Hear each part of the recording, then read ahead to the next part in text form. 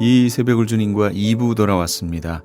이 시간에는 주는 사랑체교회 박창형 목사님께서 요한복음 4장 15절에서 19절까지의 말씀을 본문으로 사마리아 여인과 패역한 사회란 제목의 하나님의 말씀 전해주시겠습니다.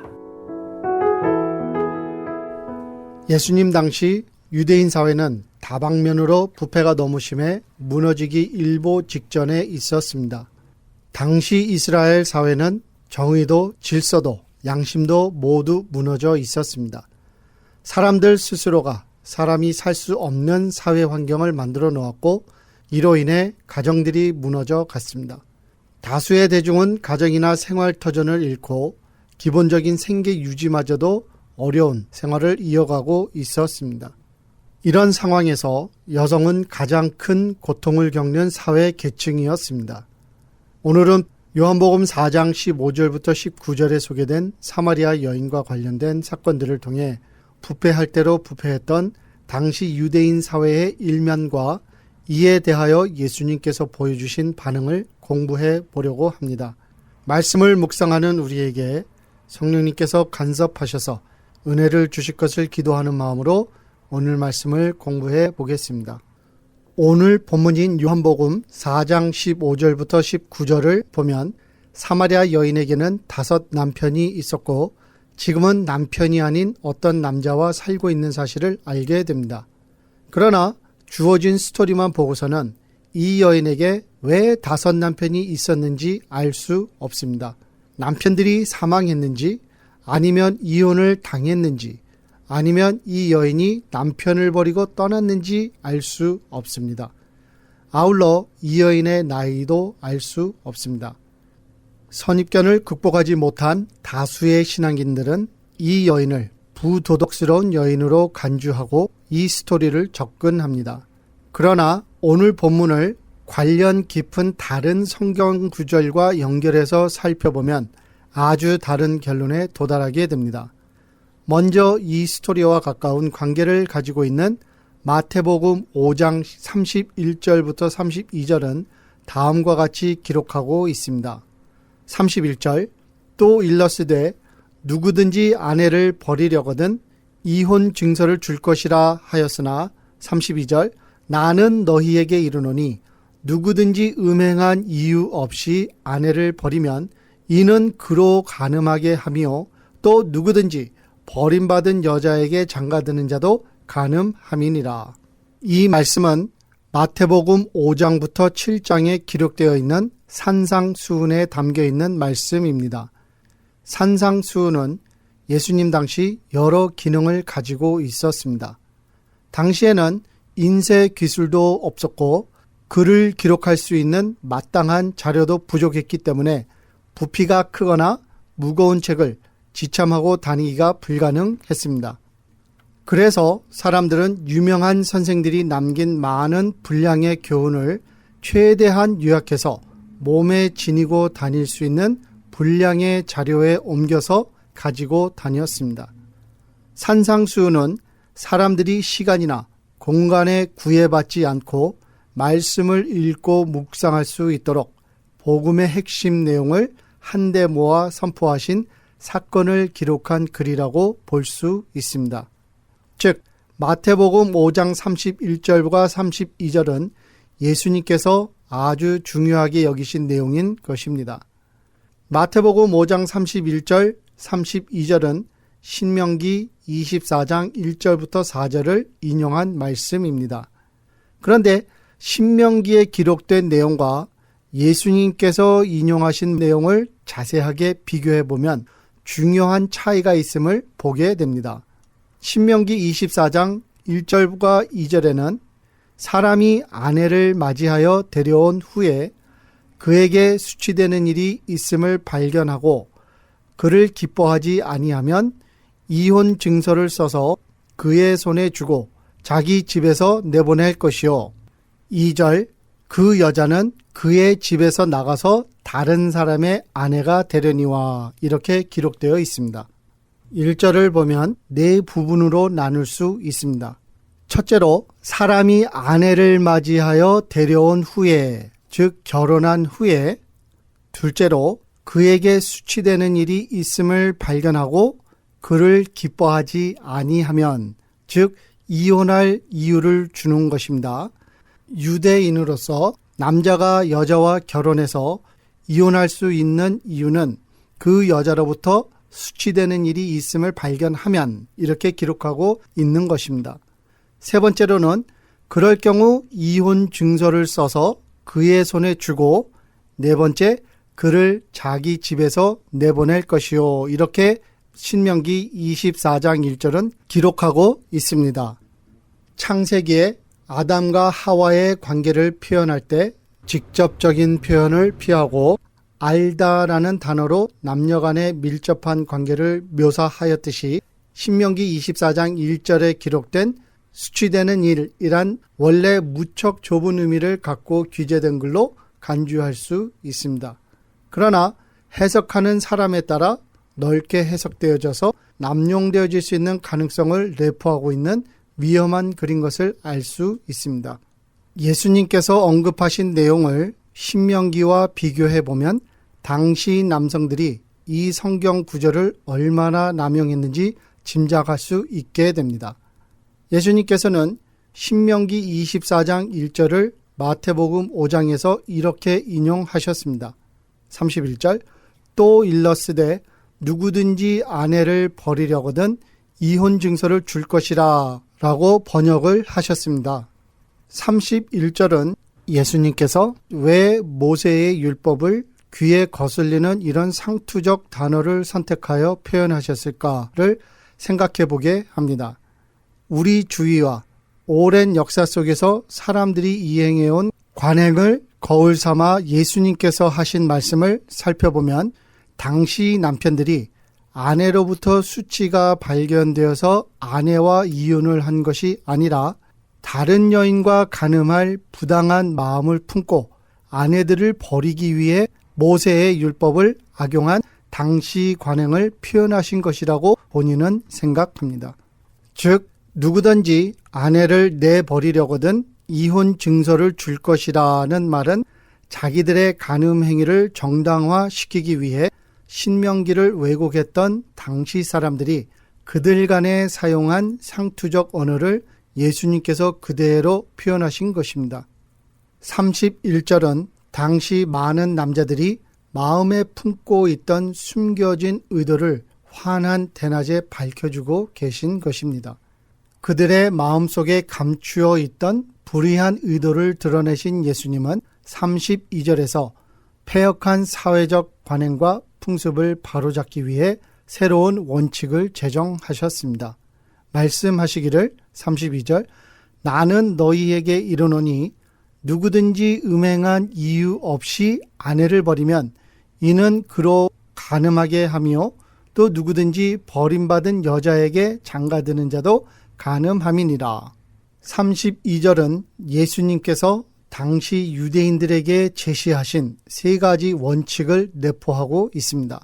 첫째로 아내가 의도적으로 음행한 연고 없이는 이혼이 허락되지 않는다고 못을 박으셨습니다. 둘째로 다른 여인과 간음할 마음을 품고 수치스러운 일을 하지 않은 아내를 버리면 버려진 아내는 목숨을 연장하기 위해 다른 남자와 살게 될 텐데 이런 경우 그녀는 유대인법에 의해 간음한 여인으로 낙인 찍히게 되며 이 경우 아내를 버린 남편이 원인 제공을 한 사람이라고 원칙을 세우신 것입니다. 유대인 사회에서는 어떤 법이 어겨지면 원인을 제공한 사람에게 벌이 내려지는 원칙을 가지고 있었기 때문에 유대인 남성들에게 이 원칙은 큰 부담이 되는 원칙이었던 것입니다.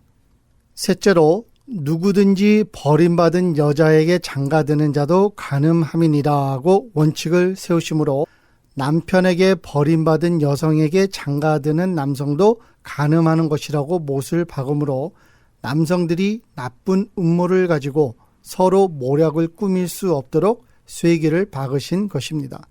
32절은 근거 없이 나온 원칙이 아니고 당시 유대인 사회가 가지고 있던 부당한 부조리를 염두에 두고 제시된 원칙이었던 것입니다. 예수님께서 마태복음 5장 28절에서 음욕을 품고 여자를 보는 자마다 마음에 이미 간음한 것이라고 말씀하신 이유는 당시 남성들이 여성을 본 후 음욕을 품으면 그 여성을 아내로 들이기 위해 현재 아내를 버릴 계획을 세웠기 때문에 이를 제지하려고 제정하신 원칙으로 예측해 볼 수 있습니다. 요즘과 같이 당시 사회는 음란한 생각을 품으면 그 생각이 장성할 수 있는 옥토와도 같았고, 이로 말미암아 영혼과 가정과 사회가 멸망의 길로 몰아쳐져 가고 있었던 것입니다. 문화, 종교, 정치, 경제, 권력 등 사회 전체가 음란이란 정욕에 휩싸여 있었음을 짐작할 수 있습니다. 이렇듯 32절은 타락할 대로 타락했던 사회와 사람들을 회복의 길로 인도하기 위해 예수님께서 제정하신 해독제였던 것입니다. 당시 사회를 살펴보면 이런 건강하지 않은 문화 및 풍습을 길러주는 요인으로 볼 수 있는 두 가지 원인을 발견하게 됩니다. 오늘 공부하는 성경 구절을 좀 더 이해하기 위해 먼저 남성 우월주의가 강했던 당시 이스라엘 사회의 정서를 살펴보려고 합니다. 이스라엘 사회는 가혹하다고 볼 수 있는 남성 우월주의가 만연해 있었습니다. 자녀들을 비롯해서 아내는 인격적으로 여겨지지 않았고 물건과 같은 소유물에 가까웠습니다. 가장에게는 자녀나 아내를 이유가 있다고 판단하면 죽일 수 있는 권한이 있었습니다. 경제권은 전적으로 남성에게만 있었습니다. 여성은 남자 없이는 독립적으로 살 수 없는 사회 구조였습니다. 남자는 스스로 이혼장을 만들어서 이혼을 성사시킬 수 있었습니다. 그러나 여자는 스스로 이혼장을 만들 수 없었고 그 어떤 상황에서도 남편이 동의를 해야만 이혼이 성립되었습니다. 유대인 사회는 왕은 18명의 아내를, 평민은 4명의 아내를 거느릴 수 있도록 허락했습니다. 그리고 남성들의 외도는 종교적으로, 사회적으로 허용되었습니다. 이렇듯 남자와 여자와의 관계에서 남자는 절대적 권한을 가지고 있었던 것입니다. 여기서 우리는 인간과 인간 사회를 자세히 살펴보았던 영국의 존 액턴이라는 국회의원이 한 주교에게 보낸 편지에 담긴 글을 기억해 볼 필요가 있습니다. 그는 관찰하기를 권력은 부패하는 성향이 있으며 절대적 권력은 절대적인 부패를 낳는다. 위대한 인물로 알려진 대다수 인물들은 나쁜 사람들이었다. 즉 나쁜 일을 많이 한 사람들이었다고 관찰하고 있습니다. 살펴본 바와 같이 남녀 관계에 있어서 유대인 사회에서 남성들은 절대적 권위를 가지고 있었습니다. 그리고 존 액턴이 관찰한 대로 절대적 권위를 가졌던 남성들은 절대적으로 부패했던 것을 예수님께서 표현하신 글을 통해 짐작할 수 있게 되는 것입니다. 이로 보건대 가정에서건 사회에서건 한 사람이 절대적 권위를 갖는 상황이 얼마나 위험한가를 생각해 볼 수 있을 것 같습니다. 이런 사회 환경 속에서 당시 종교는 병들어가는 유대인 사회를 더 병들게 하는 역할을 한 것을 성경을 통해 알 수 있게 됩니다. 당시 종교 지도자들은 하나님의 이름으로 사회의 부조리를 묵인하거나 인정하는 역할을 했던 것입니다. 이러한 배경을 이해하게 되면 예수님께서 서기관들과 바리새인들을 지탄하신 이유를 조금씩 이해하게 됩니다. 예를 들어 주전 1세기 때 가장 영향력을 가졌던 히렐이라는 랍비는 신명기 24장 1절을 설명하는 과정에서 만약 여성이 남편의 음식을 준비하다 음식을 불에 태울 경우 이혼을 할 수 있는 이유가 된다고 가르쳤습니다. 또 어떤 여성이 길에서 남자와 서 있거나 같이 대화를 나누는 것을 목격하게 되면 남자는 이를 이유로 들어 아내와 이혼할 수 있다고 가르쳤습니다. 이런 배경을 놓고 또 하나의 중요한 사건을 접목해 보려고 합니다. 요한복음 8장에는 간음하다 잡힌 여인 사건이 기록되어 있습니다. 사건을 보면 서기관과 바리새인들이 간음하다 잡혔다는 여인을 예수님께 끌고 와서 신명기 22장 22절을 들먹이며 모세 율법은 이런 여자를 돌로 치라고 명했는데 예수님은 어떻게 처리하겠느냐고 질문하고 있습니다. 그런데 신명기 22장 22절을 보면 서기관들과 바리새인들의 행동에 문제가 발견됩니다. 신명기 22장 22절은 간음하다 잡힐 경우 남자와 여자 모두를 돌로 치라고 명하고 있습니다. 그런데 서기관들과 바리새인들은 여자만 예수님께 끌고 온 것입니다. 그러자 6절에 보면 예수님께서 몸을 굽히시고 손가락으로 땅에 글을 쓰셨다고 기록되어 있습니다. 예수님께서 그때 어떤 글을 쓰셨는지는 아무도 정확하게 알 수 없습니다. 많은 사람들이 이에 대한 여러 의견을 제시한 바 있습니다. 아마 신명기 22장 22절을 쓰셨을 가능성이 매우 높다고 본인은 생각합니다. 당시에는 전체 로마와 헬라 인구 중 약 10% 정도의 인구만 글을 읽을 수 있었던 것으로 고고학자들은 보고 있습니다. 대중 다수는 글을 읽지 못했고 더군다나 글을 읽을 수 있는 여성은 극소수였습니다. 때문에 자기들이 하는 말을 확인할 수 있는 사람이 없었기 때문에 바리새인들과 서기관들은 성경을 자기들이 원하는 대로 읽거나 해석하는 경향이 있었던 것입니다. 곧 사람들은 그들의 말을 하나님의 말로 여길 수뿐이 없었던 상황이었던 것입니다. 그러나 성경을 앞뒤로 알고 계신 예수님 앞에서 자기들의 허점이 드러난 것입니다. 그래서 예수님께서 모두가 볼 수 있도록 여자와 남자 모두가 벌을 받아야 한다고 기록된 신명기 22장 22절의 글 전체를 쓰셨을 것으로 보는 것입니다. 그리고 또 엎드리셔서 또 글을 쓰셨다고 8절은 기록하고 있는데 두 번째 엎드리셔서는 내 이웃에 대하여 거짓 증거하지 말라 아니면 살인하지 말라는 또 다른 계명을 쓰셨을 것으로 예상할 수 있습니다. 그리고 나서 그들의 눈을 보시며 너희 중에 죄가 없는 자가 먼저 돌로 치라고 말씀하셨던 것입니다. 이 성경 구절과 관련해서 한 유대인 성서학자는 예수님께서 사용하셨을 아라메익이라고 하는 유대인 원어로 예수님께서 하신 말씀을 재구성해 보면 문법상 너희 중에 이 죄가 없는 자가 먼저 돌로 치라고 하셨을 가능성이 높다고 합니다. 즉 너희가 간음죄로 이 여자를 돌로 치려고 하는데 그러려면 너희 중에 간음하지 않은 자가 먼저 돌로 치라 하고 말씀하신 것입니다. 이 말씀에는 여러 의미가 내포되어 있었을 것입니다. 이 여자를 돌로 치려면 이 여자와 함께 있던 남자를 데려오라고, 그리고 이 여자와 그 남자를 돌로 치려거든 너희가 지은 간음죄는 어떻게 하겠느냐고, 죄 없는 자를 죄인으로 몰아 사람들을 정죄하고 죽여온 너희의 죄는 어떻게 하겠느냐고. 아무도 살아남을 자가 없었기에 구절을 보면 그들이 양심의 가책을 느끼고 다 돌아갔다고 기록되어 있습니다.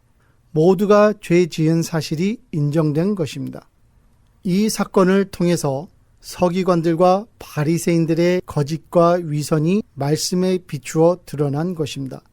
이 사건을 통해 남녀 간의 불평등, 부조리한 사회, 잘못된 성경 해석, 편견, 거짓과 진실 등 수없이 많은 문제가 드러나는 것을 여러분과 저는 알 수 있습니다. 한편으로는 무지하고 한편으로는 사악한 인간의 모습을 보신 예수님께서 얼마나 답답하시고 화가 나셨을까 짐작해 볼 수 있습니다.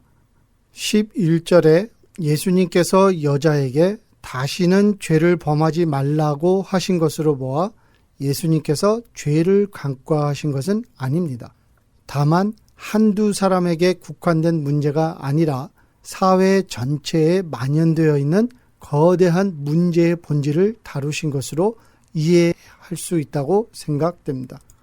오늘 살펴보았듯이 당시 종교 지도자들은 하나님의 말씀을 자기들의 욕심을 채우기 위해 이용하는 도구 정도로 간주한 것을 알게 됩니다. 성경을 왜곡해서 인간의 죄와 사회의 부조리를 변호하거나 지지한 그들을 예수님께서 심하게 지탄한 것을 우리는 알 필요가 있다고 생각합니다. 창세기 3장에 나오는 아담과 하와 사건을 공부해 보면 인간의 타락은 사단이 자기의 목적 달성을 위해 하나님의 말씀을 왜곡해서 번역하는 데 기인한 것을 알게 됩니다. 이를 근거해서 예수님께서 마태복음 12장 34절에서 당시 바리새인들을 독사의 자식들이라고 강하게 비난하신 것입니다. 그리고 요한복음 8장 44절에 이렇게 설명하셨습니다. 너희는 너희 아비 마귀에게서 났으니 너희 아비의 욕심대로 너희도 행하고자 하느니라. 그는 처음부터 살인한 자요 진리가 그 속에 없으므로 진리에 서지 못하고 거짓을 말할 때마다 제 것으로 말하거니와 이는 그가 거짓말쟁이요 거짓의 아비가 되었습니다. 47절 하나님께 속한 자는 하나님의 말씀을 듣나니 너희가 듣지 아니함은 하나님께 속하지 아니하였음이로다. 오늘 본문 요한복음 4장 19절을 보면 사마리아 여인은 예수님을 선지자라고 부르게 됩니다.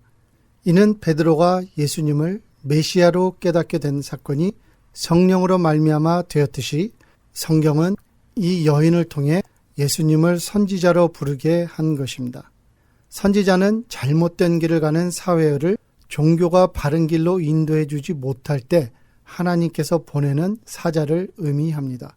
선지자는 종교 제도나 사회 제도 밖에서 하나님의 말씀을 선포하는 사명을 가진 사람들입니다. 선지자 예레미야도 이사야도 이스라엘이 멸망하기 바로 직전에 타락했던 사회와 종교를 깨우기 위해 보냄을 받은 사자들이었습니다.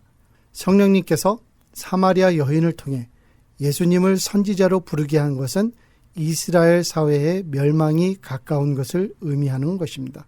구약을 자세하게 살펴보면 이스라엘 국가가 망하게 된 원인은 사람들이 스스로 불러온 결과라고 지적하고 있습니다. 국가를 살리는 것도 망하게 하는 것도 다 사람들의 행위에 달려 있다고 전하고 있습니다. 예수님 당시 유대인 사회는 사람이 살 수 없는 시점에 이르러 있었습니다. 예수님께서는 이런 부패한 사회를 회복시키기 위해 종교인들에게 그들이 먼저 회개하여 세상의 빛과 소금이 될 책임을 추궁하셨습니다. 그러나 불행하게도 종교 지도자들은 하나님을 알지 못했고 성경을 깨닫지 못했고 자기들에게 주어진 책임을 알지 못했습니다. 그래서 예수님께서는 그들을 눈먼 인도자라고 정의 내리셨습니다. 가끔 한국 사회를 보면 걱정이 됩니다. 세계를 주름잡고 다니는 수많은 한국 여성들, 날로 무너져가는 가정, 겹치는 일부담에 시달리는 한국인들, 자녀 양육에 대한 발판이 제대로 준비되지 않은 가정교육 제도, 인간을 병들게 하는 술 문화와 오락 문화, 오늘날 한국 교회가 할 일이 무척 많다는 생각이 듭니다. 이런 상황에서 눈앞에 닥친 문제가 많은데 해외 선교를 외치고 영혼 구원을 외치는 한국 기독교는 예수님 당시의 종교 제도와 너무 흡사하다는 판단을 지을 수 없습니다. 영혼 구원은 하나님께서 하실 일이십니다.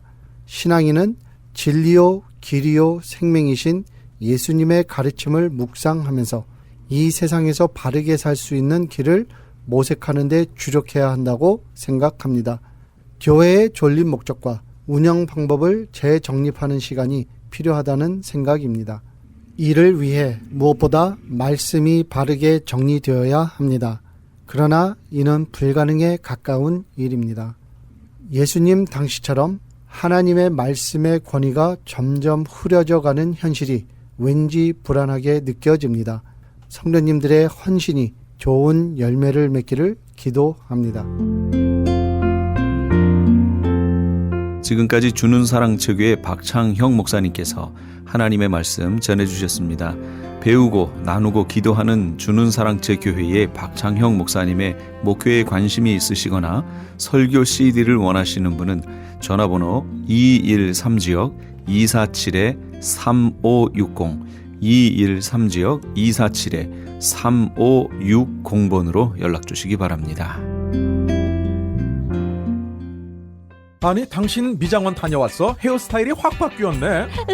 홈쇼핑월드 차홍 고데기로 마술을 부렸지. 홈쇼핑월드 차홍 고데기. 차홍 허니앤비 샴푸로 머리 감으면서 차홍 헤어두피 마사지를 쓰면 머릿결이 너무너무 부드러워지고 한 움큼씩 빠지던 머리카락도 눈에 띄게 덜 빠져. 차홍 고데기 너무 좋아. 그럼 그 웨이브 머리도 당연하죠. 3, 4분이면 이렇게 풍성한 웨이브 머리를 만들 수 있다고요. 너무 이쁘다. 어디서 샀어? 홈쇼핑월드. 가격 만족, 품질 만족, 행복한 쇼핑. 활가와 웨스턴 홈쇼핑 월드. LA 한인타운에 있는 프레이즈 교회에서 이번 주 토요일인 7월 9일에 제2차 요한계시록 세미나를 개최합니다. 계시록 7교회를 시작으로 7년 대환란, 적그리스도는 누구인가, 휴거는 언제 일어나는가, 베리칩은 짐승표인가, 그리고 한 번 구원은 영원한 구원인가 등 계시록의 핵심 키워드를 중심으로 세미나가 진행됩니다. 세미나 참가비는 교재와 점심 식대비로 10불이며 목사님을 비롯한 목회자는 참가비가 없습니다. 계시록의 말씀을 배우길 원하는 성도님들은 이번 주 7월 9일 토요일 오전 10시까지 2668 웨스트 피커 블루버드 한인타운 피커와 켄모어가 만나는 곳에 있는 프레이즈 교회로 오시거나 전화 213-700-9833 213지역 700-9833번으로 문의하시기 바랍니다.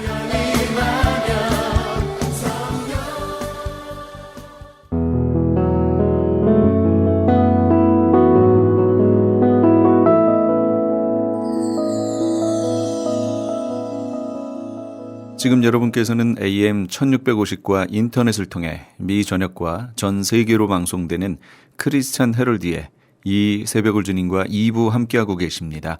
방송 시간과 설교 편성표는 크리스찬 헤럴드 신문 주간 편성표나 홈페이지 chtv1888.org에서 확인하실 수 있습니다. 계속해서 이 시간에는 복음 장로교회 김상덕 목사님께서 요한복음 2장 1절에서 11절까지의 말씀을 본문으로 인생의 길에 보화를 발견하여 저장하라 라는 제목의 하나님의 말씀 전해주시겠습니다. 세상의 것 하나님께서 주신 거 많이 있습니다. 감사합니다. 그러나 세월이 지나면은 꽃이 시들어지듯이 시들어지고 안개처럼 사라진단 말이에요. 그래서 우리 성도들은 다른 것에도 관심을 가지고 살고 포도주가 모자라면 아버지 앞에 간구해서 포도주도 체험도 받을 줄 알아야 되지만은 내 인생에 계시는 주님을 발견하시도록 주님 요한복음 21장을 읽어보시면은 제자들이 갈릴리 바다에서 밤에 거기는 낮에 더우니까 밤에 고기를 잡거든. 밤새도록 고기를 잡으려고 수고했지만 고기를 못 잡았어요. 저들의 마음이 어떻겠어요? 어떻게 하든지 고기 잡고자 하는 생각이 가득 차 있지 않겠어요? 이제는 새벽녘이 왔어요. 조금 있으면 이제 해가 뜰 때 됐어요. 그러나 저들은 수고를 했는데 고기는 못 잡았어요. 얼마나 기운이 떨어졌겠어요. 그냥 마음과 몸이 피곤해져 있겠죠. 누군가는 모르겠지만 육지에서 누군가 소리를 지르래요. 고기 잡았느냐고. 못 잡았다고 그러니까 오른편에 그물을 한번 던져보라고 그물을 던졌더니 고기가 그냥 그물에 꽉 찼어요. 그때 예수님의 제자 요한이가 저분이 예수님이다. 아직까지 어두워서 자기 눈으로는 예수님을 알 수는 없어요. 그러나 이 사건을 보니까 이러한 기적을 보니까 주님이신 거예요. 주님이 바로 곁에 계시는 거예요. 주님이 계시는 거예요. 주님이시라고 했어요.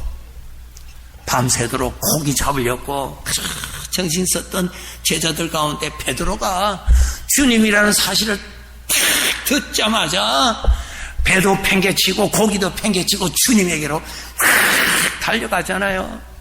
배보다도 귀하신 분, 고기보다도 귀하신 분, 주님이시기에 주님에게 달려가는 베드로의 마음 우리가 알아야 되지 않겠어요? 사랑하는 성도 여러분, 세상의 문제는 언젠가는 수포 물거품처럼 떠 있다가 언젠가는 다 잠잠해집니다. 다 지나가는 거예요. 내 눈을 열어 보게 하소서. 무엇을? 내 인생의 길에 나 사랑하셔서 오늘 또 내 곁에 계셔주시는 주님을 보게 하소서. 아, 주님이시구나. 아, 주님이시구나. 이 피곤한 가운데 주님이시구나. 주님의 사랑이시구나. 이거 깨닫는 거예요. 주님, 전능하신 우리 주님, 천지에 충만하신 우리 주님, 어디엔들 못 계시겠어요. 요나가 바다 깊은 데 떨어졌지만은 주님은 그 물 가운데서도 주님의 은혜가 계셨어요. 우리 주님 말씀하십니다. 나는 네가 광야 40년 길에 전혀 부족함이 없었다고. 이 말씀 뭐예요? 너 광야 40년 길에 먹을 것 없을 때, 마실 것 없을 때, 길이 없어서 방황하고 있을 때, 낙심하고 있을 때에, 불평하고 있을 때, 원망하고 있을 때 나는 항상 너와 함께 있었다. 만약에 그분이 떠나신다면 우리는 하나님께로 다시는 돌아오지 않습니다. 다시는 돌아오지 않습니다. 주님이 계시기에 돌아오는 거예요. 주님이 계시기에 지켜주시는 것입니다. 성도 여러분, 두 가지 기도 필요하지요. 하나님이요, 포도주가 부족합니다. 포도주 채워주시옵소서. 그 기도도 해야 되겠죠. 그 다음에 그보다 더 귀한 기도가 있습니다. 포도주가 없는 이러한 문제 가운데 내 주님이 같이 계시는 것을 포기하여 주시옵소서. 주님이 같이 계시는 것을 알게 해달라고. 오늘 또 주님은 말씀하십니다. 여호와를 앙망하는 자는 새 힘을 얻는다고요.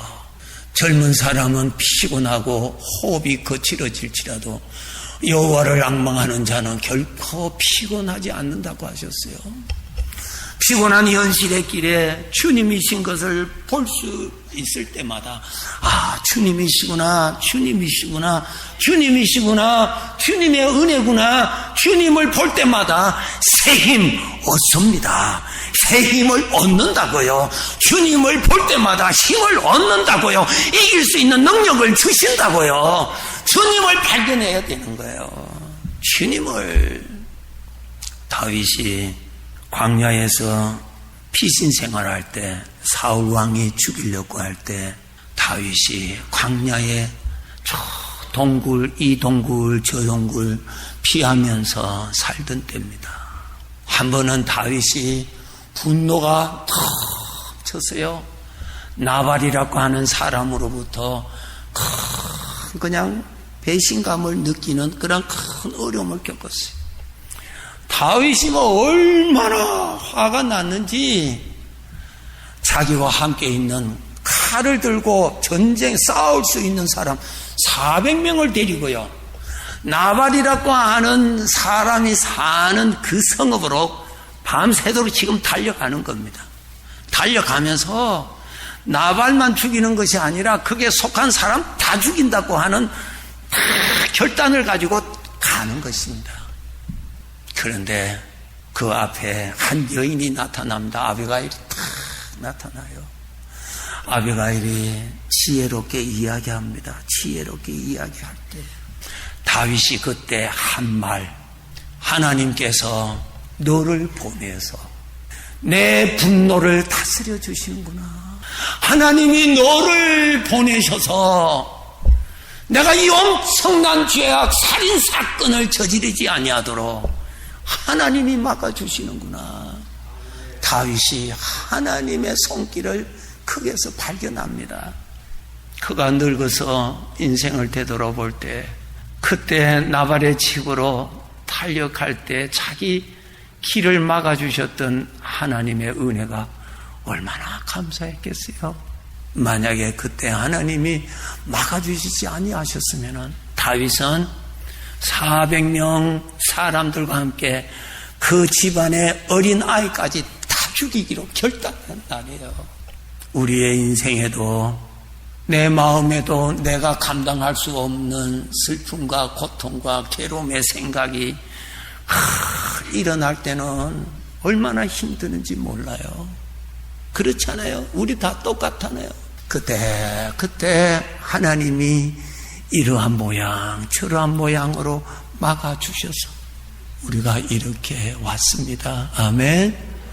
감사해요. 하나님 늘 다스려 주셔서 감사합니다. 늘 다스려 주셔서 순간순간 내 안에 그냥 좋지 아니할 생각이 일어나는데, 그래서 주님은 졸지도 아니하시고 주무시도 아니하시고 내 마음 지켜주시느라고 수고하시는 주님. 주님의 수고로 인하여서 우리가 이렇게 믿음 생활하고 있다고요. 다윗이 얼마나 하나님 마음에 합한 사람이었어요. 하나님을 얼마나 찬양했나요. 그러나 그 다 하나님의 은혜입니다. 하나님이 돌봐주시지 아니하셨으면 다윗도 똑같은 사람이라는 거예요. 한 주간 지나면서 우리의 현실이 그렇잖아요. 힘들잖아요. 문제가 좀 속히 해결되면 좋겠는데 더디될 때 얼마나 피곤해요. 이런 일 저런 일 만날 때마다 주님께서 내 마음 보호해 주셨어. 하나님 찾게 하시고 엎드려 기도하게 하여 주시고 하나님 생각나도록 데살로니가 후서에 보면은 하나님이 내 마음을 인도해 주셔서 믿음 지키고 있는 것입니다. 그럴 때마다 주님 감사합니다. 주님 감사합니다. 여러분 밤에 별이 보이지요? 밤에 별이 보면은 아주 작게 보여요. 근데 내 눈에는 작게 보이지 작은 것 아닙니다. 엄청나게 큰 것입니다. 왜 작게 보입니까? 멀리 있어서 작게 보여요. 하나님의 은혜 작게 보이죠. 작은 것이 아닙니다. 천지를 지으신 하나님의 임재하심이요, 천지를 지으신 하나님의 임재하심의 증거라고요. 그것이 일어날 때마다 영원하신 하나님이 함께 계시네요. 출애굽기 3장에 떨기나무에 불꽃 가운데 하나님의 음성이 들려서요, 모세가 두려워했습니다. 하나님이 그곳에 임재하셨습니다. 하나님 말씀하십니다. 나는 너의 조상 아브라함의 하나님, 이삭의 하나님이라. 와, 천지를 지으신 하나님이 자기 앞에 서 계신 것을 알고 모세가 두려워했다 그랬어요. 내 인생의 길에 그 하나님이 얼마나 많이 나타나시는지 몰라요. 나타나실 때마다 그 은혜에 감사합시다.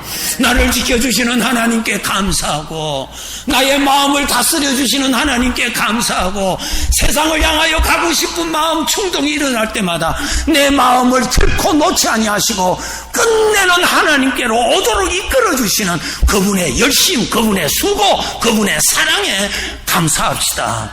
그분의 은혜로 우리가 살고 있다. 너무너무 감사한 거예요. 하나님의 은혜로 우리가 살고 있는 것입니다. 여러분 잘 아시는 성경 보시고 우리 한번 훈련하십시다. 시편 23편 성경 다 찾아주셔요.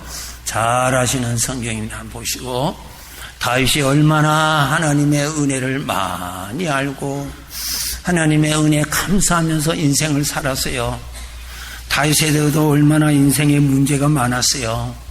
늘 하나님의 은혜 바라보고 인생을 살았다고요. 우리들에게도 하나님의 은혜가 늘 계시거든요. 다윗도 인생 여러분 잘 아시잖아요. 어려움 참 많았어요. 우리 하나님의 자녀들의 인생의 특징이 뭔가? 하나님의 은혜를 누리고 사는 것이 하나님의 자녀의 복이다. 문제를 누리고 사는 것이 아니라 문제 속에서 하나님의 은혜를 누리고 사는 것이 하나님의 자녀의 복이다. 아멘.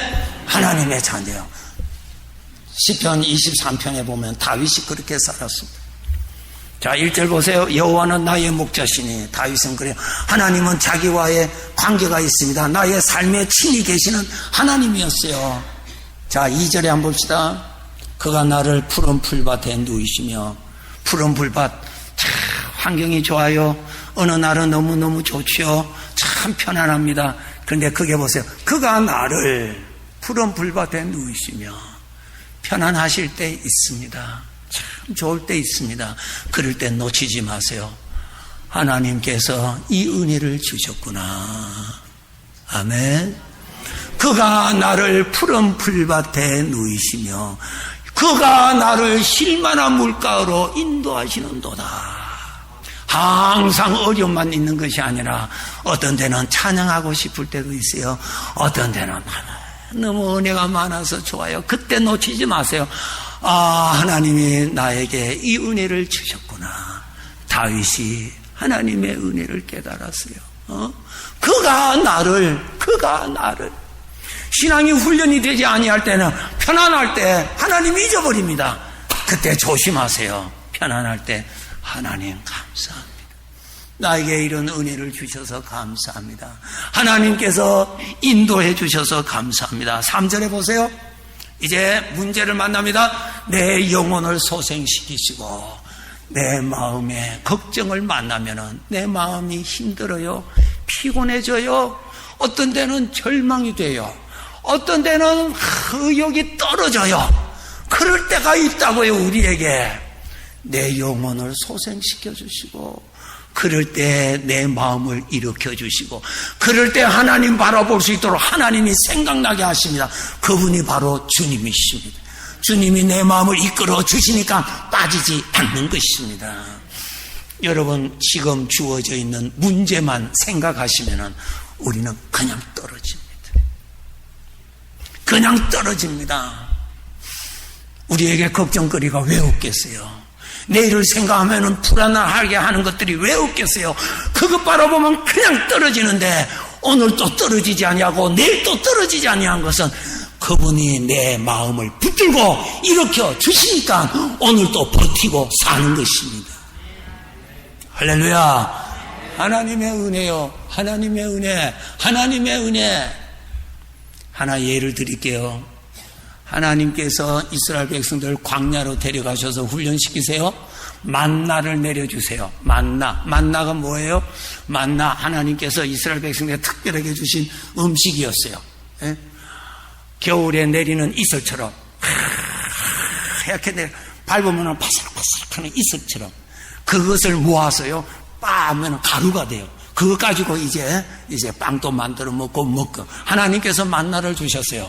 자, 생각합시다. 그 만나를 첫날에 만났을 때 얼마나 감격했겠어요. 저들이 얼마나 감사했겠어요. 먹을 것이 다 떨어졌을 때 하나님께서 만나를 그냥 밀가루로 막 하늘 그냥 창고를 이어서 다 부어주셨어요. 얼마나 입이 이만큼 다 됐을까요? 얼마나 감사했겠어요. 그 다음날 또 이만큼 줘서 이제 냉장고도 필요 없습니다만 그냥 매일매일 주시니까 감사했어요. 일주일 지나고 2주일 지나니까 감사의 마음은 식어져 버립니다. 몇 달 지나니까 불평이 생깁니다. 만남만 주세요. 이렇게 하는 거예요. 그게 사람입니다.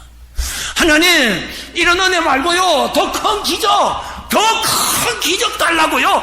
더 큰 기적 달라고요. 잘못된 생각입니다. 첫날이 만나를 거둔 첫날이 그렇게 감격스럽다면 둘째 날도 그렇게 감격스러운 기적의 날이요. 셋째 날에 만나도 똑같이 큰 기적의 날인데 큰 기적의 날을 의식을 못하는 거예요. 우리가 하나님의 은혜를 얼마나 크게 받고 있는지 모릅니다.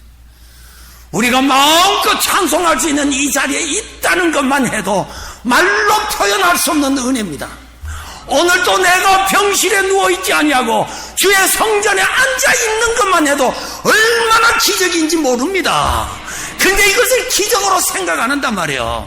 매일매일 받는 은혜는 나에게 작게 보이고 나중에는 계산도 안 하더라 이 말이에요. 이것을 회개해야 되는 거예요. 이것을 제가 만든 이야기 한번 해볼까요? 참 재미있어요. 제가 만든 거예요. 권사님 영감님이 제가 만든 거예요. 오해하지 마세요. 권사님 영감님이 지독하게 교회를 미워해요. 그냥 권사님 교회 갈 때마다 눈치가 나고 그냥 어떤 데는 성경을 찢어버리시는 아주 독한 분이었어요. 아무리 기도해도 그 양반이 마음이 돌아오지를 않는 거예요. 1년 지나서 2년 지나서 돌아오지도 않는 거예요.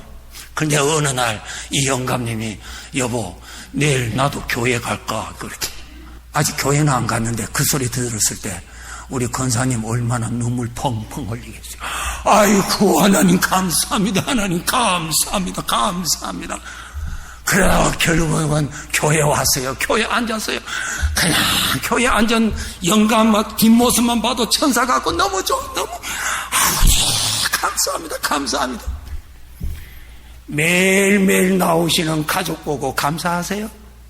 어제도 오늘도 교회 나오는데 아무런 어려움 없이 나올 수 있는 것이 얼마나 큰 은혜인데 얼마나 큰 능력인데 성령의 감동이 아니고서는 교회에 못 나오는데 오늘 또 성령의 감동을 주시니까 나오셨는데 그 은혜를 매일매일 받으니까 은혜로 생각하지 않는다니까 말이에요.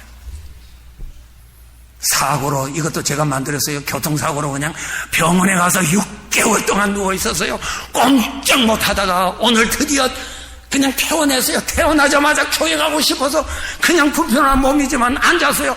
앉을 때에 그 마음이 얼마나 행복하겠어요.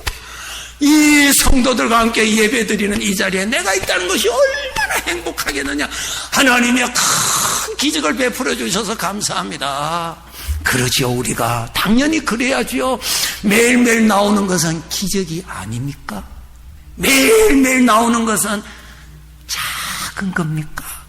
기적도 아니에요. 무엇을 구하셔야 되겠어요? 무엇을 구하셔야 되겠어요? 마태복음 4장에 마귀가 예수님에게 이렇게 합니다. 하나님의 아들이거든. 내가 하나님의 아들이거든. 이런 기적을 베풀어. 그러면 모든 사람이 너를 보고 인정할 것이라 그랬어요. 뭐라고 그랬어요? 광야에 있는 돌들 있잖아요. 돌들을 그냥 너가 빵을 만들어라는 거야. 빵을 만들어서 저들이 먹도록 하라. 그러면 모든 사람이 이 놀라운 기적을 보고 하나님의 아들이라고 믿을 것이라. 마귀가 그렇게 했어요. 그 다음 또 마귀가 뭐라는 줄 아세요? 성전에 사람들이 6월절 사람들이 꽉 운집에 몰려 있을 때에 가장 높은 성전 꼭대기에서 뛰어내려라. 뛰어내릴 때에 천사가 탁 와서 너를 탁 안아주는 것을 보면은 모든 사람이 감탄하고 믿을 것이라 그랬어요. 그 마귀가 하는 거예요, 마귀가. 우리는 큰 기적으로 매일매일 삽니다. 아멘. 성전에 나올 수 있는 은혜 성령님이 잡아당겨 주시지 아니하면 인간은 스스로 절대로 못 나옵니다. 왜? 죄의 세력이 있기 때문에. 죄의 세력보다도 크신 부활하신 주님의 능력이 내 마음을 잡아당겨 주시니까 성전에 오는 것입니다. 큰 기적이 아니고 큰 기적인 줄로 믿읍시다. 큰 은혜 가운데 산다고요. 우리가 얼마나 감사합니다.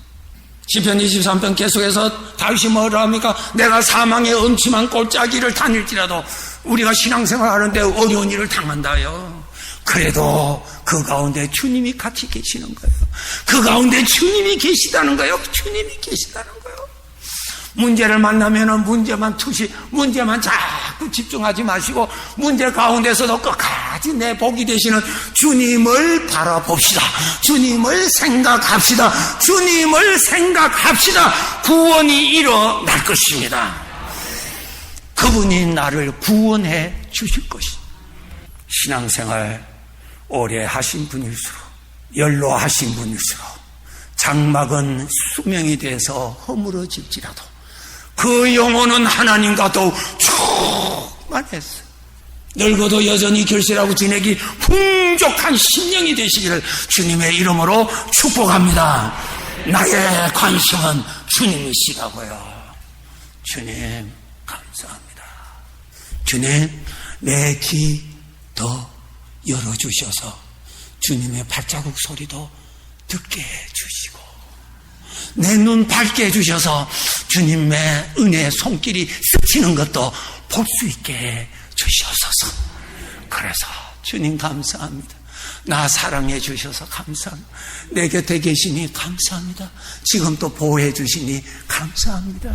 에녹처럼 주님과 동행하며 살다가 때가 되어서 아버지의 나라에 주님의 은혜로 들어가시는 복이 충만하시기를 주님의 이름으로 축복합니다.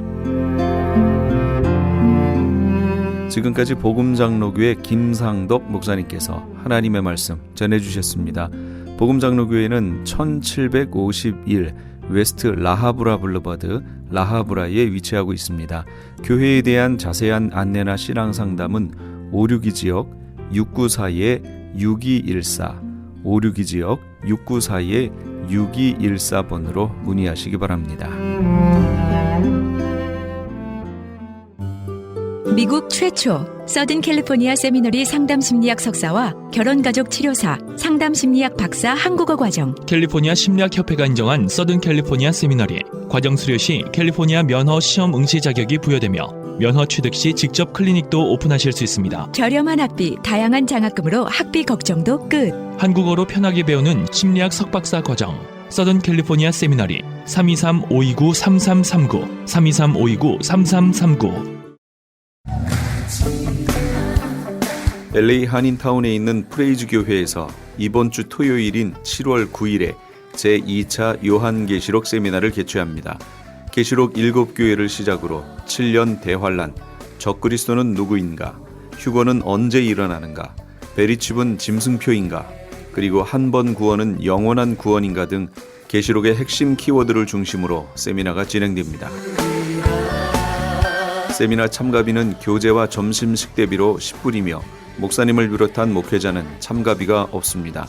계시록의 말씀을 배우길 원하는 성도님들은 이번 주 7월 9일 토요일 오전 10시까지 2668 웨스트 피코 블루버드 한인타운 피코와 켄모어가 만나는 곳에 있는 프레이즈 교회로 오시거나 전화 213-700-9833 213지역 700-9833번으로 문의하시기 바랍니다.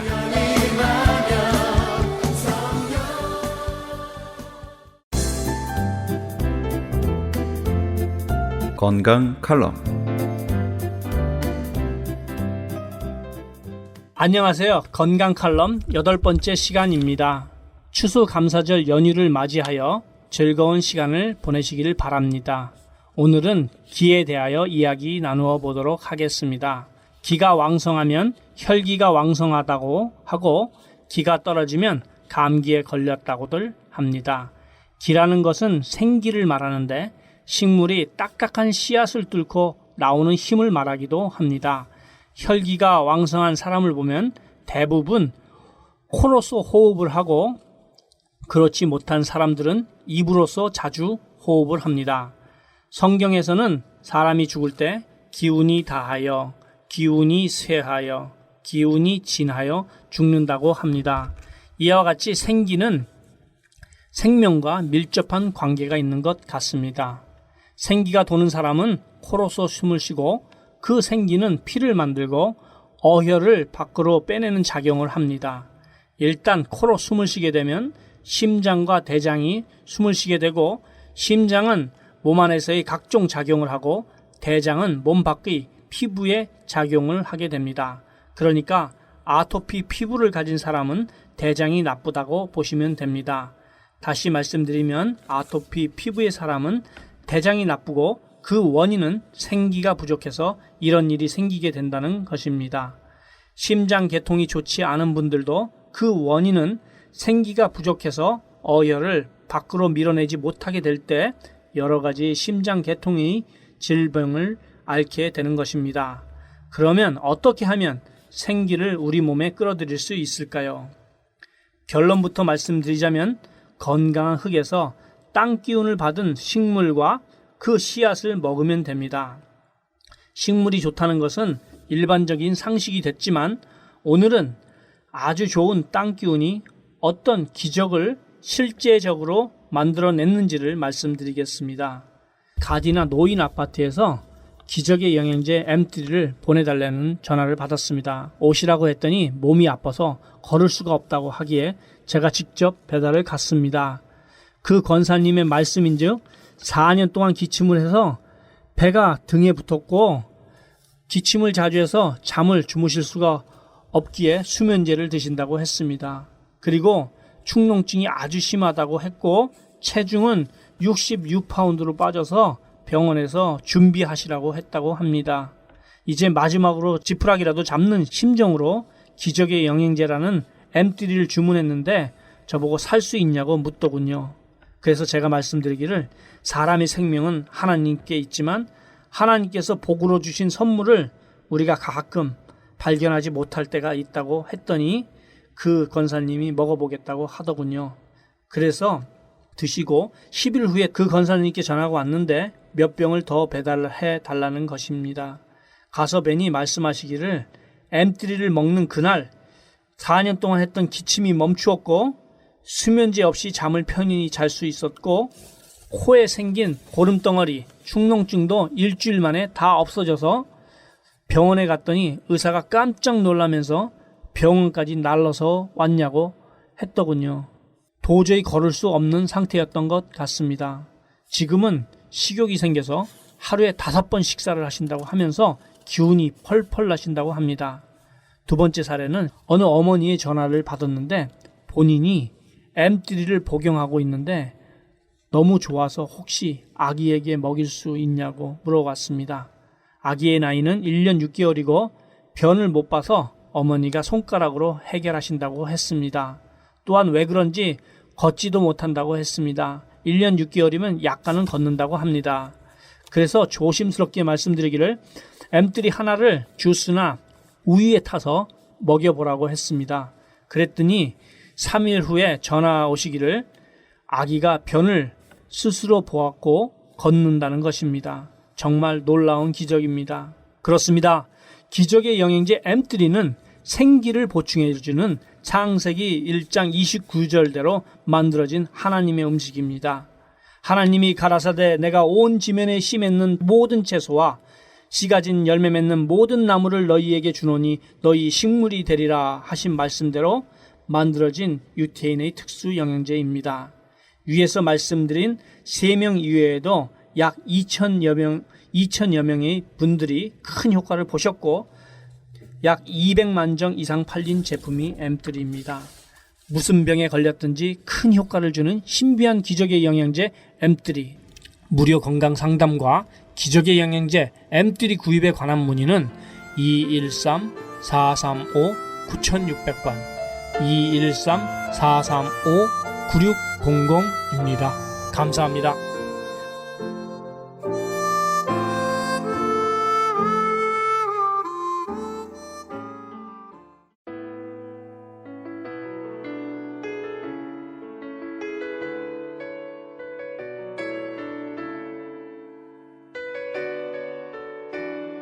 가시에 찔리지 않고서는 장미꽃을 모을 수 없다. 필페이의 얘기입니다. 가시에 찔리지 않고서는 장미꽃을 한아름 모을 수 없겠죠. 시련과 고통이 없으면 하나님께서 우리에게 주신 인생의 참 아름다움을 맛보지 못할 겁니다. 조금만 더 인내로 수고하시면 영광의 날이 올 겁니다. 감사함으로 이번 한 주간도 출발하시기 바랍니다. 지금까지 크리스찬 헤럴드 방송에서 보내드린 이 새벽을 주님과의 정영철이었습니다. 고맙습니다.